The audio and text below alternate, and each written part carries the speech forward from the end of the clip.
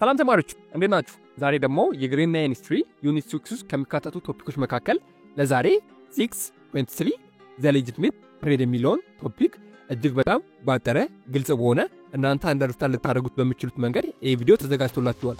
ለዚህ ቶፒክ ሾርት ኖት ማግኘት የሚፈልጉ ከሆነ ቴሌግራም ኮሚኒቲያችንን አሊያም የቴሌግራም ቻናላችንን በመቀላቀል የዚህን ዩኒት ሙሉ ሾርት ኖት ማግኘት ትችላላችሁ። በተጨማሪም የሌሎች ትምህርቶችን አሊያም የሌሎች ሰብጀክቶችን ሾርት ኖት ማግኘት ትችላላችሁ። በተጨማሪም የቴሌግራም ቻናላችንን ሲቀላቀሉ የተለያዩ የሆኑ ትምህርታዊ ቪዲዮዎችን የተለያዩ የሆኑ ጥያቄዎችን ማግኘት ትችላላችሁ። የቴሌግራም ኮሚኒቲያችንን ሊንክ ዲስክሪፕሽን ላይ አሊያም የኮሜንት የመጀመሪያው ሳጥን ላይ እናስቀምጥላችኋለን። ወይም ቴሌግራም ላይ @ኢትዮ-ኮንሰፕት-ሴንተር ብላችሁ ብትገቡ ልታገኙ ትችላላችሁ። መልካም ጥናት ይሁንላችሁ። 6.3 The legitimate trade for 2 or 3 centuries. The slave trade dominated trade along the West African coasts. በተለይም ለ200 እና ለ300 ዓመታት የሚያህል ጊዜ የስሌቭ ትሬድ አሊያም የባሪያ ንግድ የምንለው ነገር ቀጥሎ ነበር። በእነዚህ ጊዜ ውስጥ እጅግ በጣም ብዙ የሆኑ አፍሪካውያን ወደ አሜሪካ እንዲሁም ወደ ካሪቢያን ሪጅን ሄደው ነበር አሊያም እንደ ባሪያ ተሽጠው ነበር። እነዚህ ጊዜያት ውስጥ አሊያም በእነዚህ 2 እና 300 ዓመታት ውስጥ የተለያዩ የሆኑ አፍሪካውያን ወደ አሜሪካና ወደ ተለያዩ ሀገራት እንደ ባሪያ ሆነው ተሽጠው ነበር።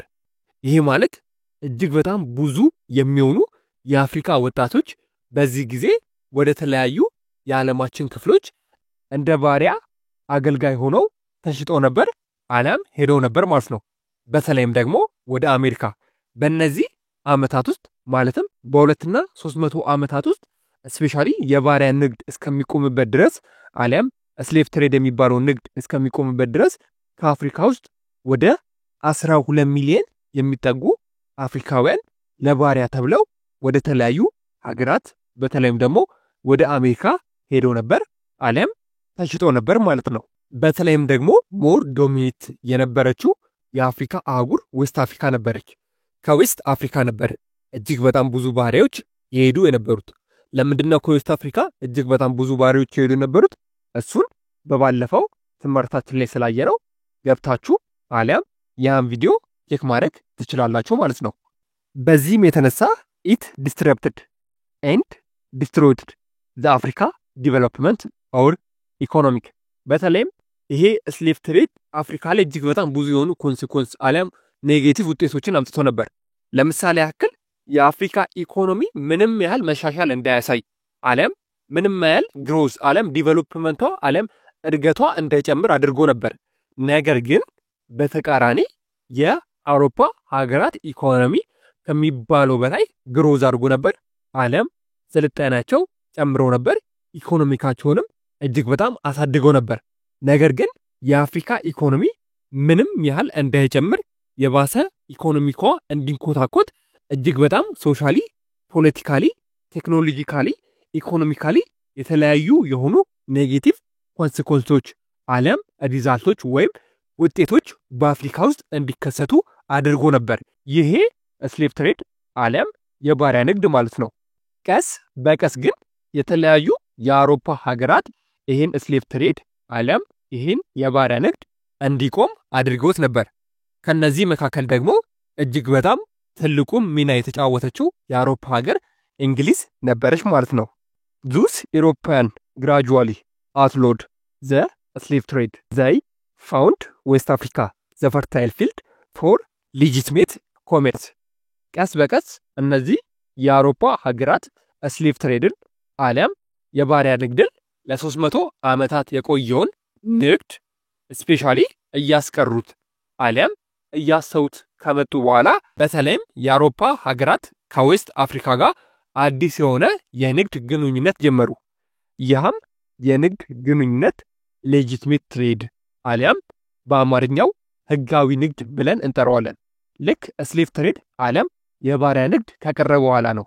በተለይም የተለያዩ የአውሮፓ ሀገራት በተለይም ስፔሻሊ ከዌስተርን አፍሪካ ጋር አሊያም ከምዕራብ አፍሪካ ጋር ሌጂቲሜት ትሬድ አሊያም ህጋዊ ንግድ ብለው የጀመሩት? ለምንድነው አውሮፓውያን ከዌስተርን አፍሪካ ጋር ሌጂቲሜት ትሬድ አሊያም ህጋዊ ንግድ ብለው የጀመሩት ብለን በምናይበት ጊዜ ዌስት አፍሪካ ውስጥ እጅግ በጣም ብዙ የሆኑ ራው ማቴሪያሎች አሊያም ጥሬ ዕቃዎች እጅግ በጣም ብዙ የሆኑ ደግሞ ሚነራሎች ስለነበሩ ማለት ነው። ዘ ተርም ሌጂቲሜት ትሬድ ሪፈርስ ቱ ዘ ትሬድ ኢን ኮሞዲቲስ ቢትዊን አፍሪካን ኤንድ ኢሮፒያን መርቻንትስ። ይሄ ሌጂቲሜት ትሬድ አሊያም ህጋዊ ንግድ ብለን የምንጠራው ቃል አሊያም የምንጠራው ወርድ ምንን ያመለክታል ብለን በምናይበት ጊዜ በተለይም ሌጂቲሜት ትሬድ ያመለክት የነበረው አፍሪካና አውሮፓ ነጋዴዎች አሊያም መርቻንቶች የሚያደርጉትን የንግድ ልውውጥ ነው የሚያመለክተው ማለት ነው። ማለትም ዘ ሌጂቲሜት ትሬድ አሊያም ሌጂቲሜት ትሬድ የሚለው ቃል የሚያመለክተው በአፍሪካና በአውሮፓ ነጋዴዎች መካከል የሚደረገውን ንግድ አሊያም ኮሞዲቲ ልውውጥ ነበር የሚያመለክት የነበረው ማለት ነው። ስለዚህ ሌጂቲሜት ትሬድ ብለን የምንጠራው ተርም አሊያም ወርድ አፍሪካውያንና የአውሮፓውያን ነጋዴዎች ያደረጉት የነበሩትን ግንኙነት የሚያሳይ ቃል ነበር አሊያም ተርም ወይም ወርድ ነበር ማለት ነው። ስፔሻሊ ዚስ ትሬድ ሞር ፎከስ ኤ ትሬድ ዌር አፍሪካን ሮ ማቴሪያል። በተለይም ይህ ንግድ አሊያም ሌጂቲሜት ትሬድ ተብሎ ክሬት የተደረገው አዲስ ንግድ ሞር ፎከስ ያደረገ የነበረው የአፍሪካን ሮ ማቴሪያሎች ነው።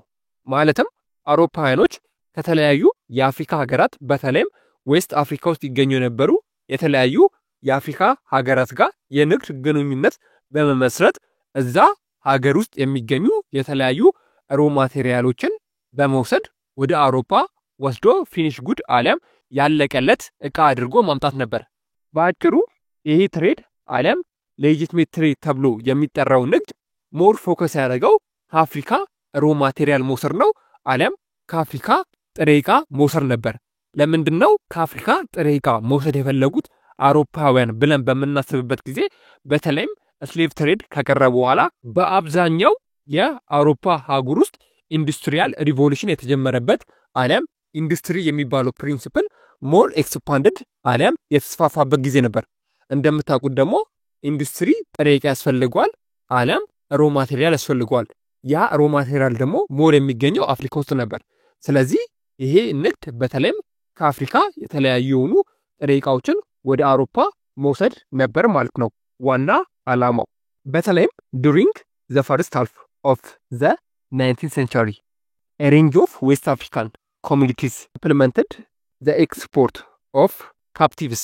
በተለይም በ19ኛው ሴንቸሪ አሊያም በ19ኛው ሴንቸሪ አጋማሽ ማለትም በ1850ዎቹ አካባቢ ከዌስት አፍሪካ የተለያዩ የሆኑ እጅግ በጣም ብዙ ሮ ማቴሪያሎች አሊያም ጥሬ ዕቃዎች ወደ ተለያዩ የአውሮፓ ሀገራት ይላኩ ነበር።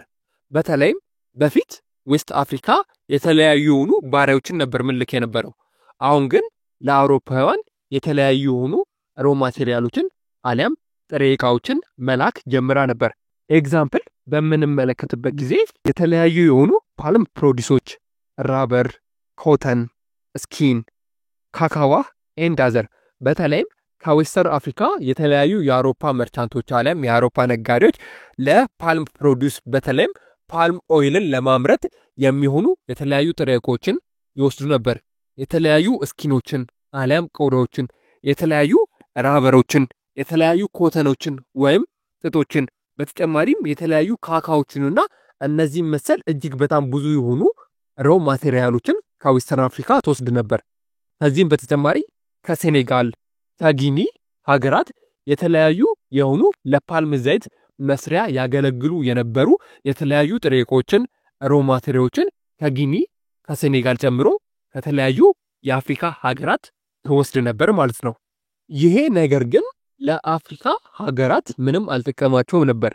ማለትም the development of West Africa export trade raw material did not provide African state with any real opportunity to development their economic strengths and independence። በተለይም አፍሪካ ለአውሮፓን ሀገራት አሊያም ለተለያዩ ለአውሮፓ ነጋዴዎች ሮ ማቴሪያሎቿን አሳልፋ መስጠቷ አሊያም ጥሬ ዕቃ መስጠቷ ምንም ነገር አልተጠቀማትም ነበር። ኢኮኖሚካሊ ኢንክሪዝ አላደረጋችም አሊያም ኢኮኖሚካሊ አላደገችም ነበር። በተቃራኒው ግን የአውሮፓ ሀገራት ኢኮኖሚካቸው በደንብ አድጎ ነበር። ስለዚህ ይሄ ሌጂቲሜት ትሬድ የሚባለው ነገር አሊያም ይሄ አዲስ የንግድ መስመር አሊያም ይሄ ህጋዊ ንግድ ተብሎ የተጀመረው በአውሮፓና ስፔሻሊ ደግሞ በዌስት አፍሪካ ሀገራት መካከል የተጀመረው የንግድ ልውውጥ ምንም አይነት የሆነ ስፔሻሊ አፍሪካን በተለይም ደግሞ ዌስት አፍሪካ ሀገራትን የጠቀማቸው ነገር አልነበረም። በተቃራኒው ግን እንዳልኳችሁ የአውሮፓን ሀገራት በደንብ አድርጎ ጠቅሟቸው ነበር።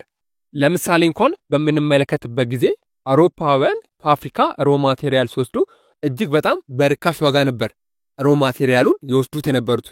ከዛ በኋላ ወደ ሀገራቸው ወስደው ፊኒሽ ፕሮዳክት አድርገው ከጨረሱት በኋላ ድጋሚ ለአፍሪካውያን እጅግ በጣም ብዙ በሆነ ብር ይሸጡላቸው ነበር። አንድ ኤግዛምፕል እንመልከት። ለምሳሌ እኔ ከናንተ የሆነ ዕቃ በ10 ብር ወሰድኩ። ከዛ ያን ዕቃ እኔ እንደፈለግኩ አድርጌ ዲዛይን አድርጌ በሚገባ አሳምሬው ድጋሜ ለእናንተ በ100 ብር ብሸጥላችሁ ማን ነው ተጠቃሚው? እናንተ ሳትሆኑ እኔ ነኝ በደንብ አድርጌ የምጠቀመው።